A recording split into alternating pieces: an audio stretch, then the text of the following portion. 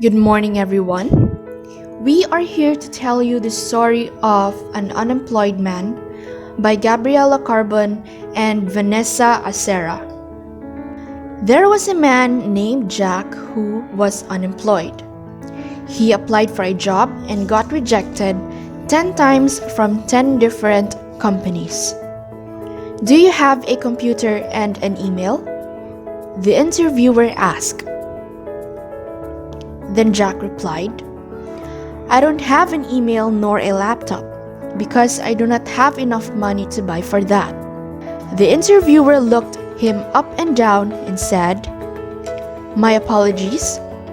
We don't accept employees with no proper suit, an email, and a laptop. You don't have the right to work here. Jack got rejected because he doesn't have an email nor a computer. Jack returned home with no hope of getting a stable job. With only $15 inside his pocket, he doesn't have enough money to buy a laptop and a brand new suit that costs $800. The next day, Jack went to a public market to buy some fruits for his breakfast. He saw a stall that sells fresh apples that cost $15 for 1 kilogram and bought it anyway, which gave him an idea to resell the apples from house to house. In less than a day, all the apples were sold and decided to double his capital. Jack repeated this in a week and earned a lot of money, which gave him a realization that he could survive this way. Few weeks later, he bought a cart, then a delivery truck, and until then, he owns a number of delivery trucks.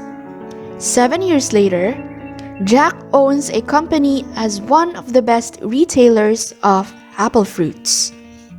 One day, a poor young boy in his early 20s came near to him and asked for a job.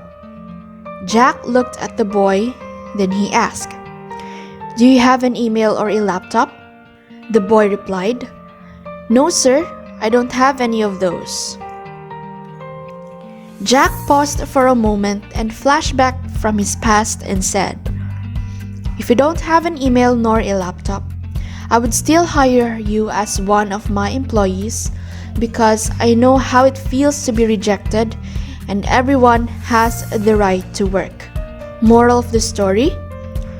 Don't be discouraged if something is not in your favor today.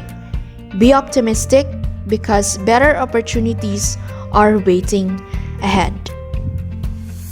Work exists for people, so recognizing the rights of workers or the rights to work is one of the ways that we honor the dignity of each and every person. Each individual has the right to participate in God's fruits of blessing of one's life to sustain our physiological needs as well as our wants in life or the common goods.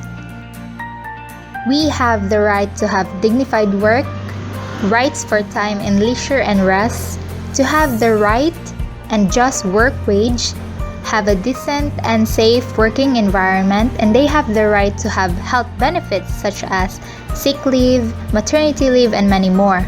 Workers have the right to engage in a productive employment and have adequate support for their retirement, and of course, to form unions and collaborations from others that can benefit to all. Workers have different responsibilities and goals in their own life.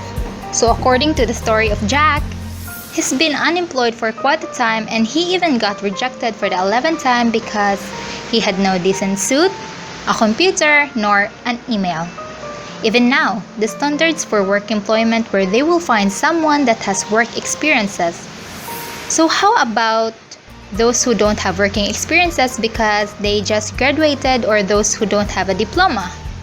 Or even those less fortunate people who badly needs work and are street smart? Can you see it? It's because of society's unfair standard. So back to Jack's story, He started selling apples and now he owns a big company as one of the best retailers of apple fruits and needed more employees to expand his business. And when a poor boy who wants to work with Jack's business, he remembered his past job hunting experience and he realizes that he needs to help someone, for that someone needed help in his own life. So that would be all for our topic, which is the right to work with Miss Gabriela Carbon and with yours truly, Vanessa Acera. Thank you for listening.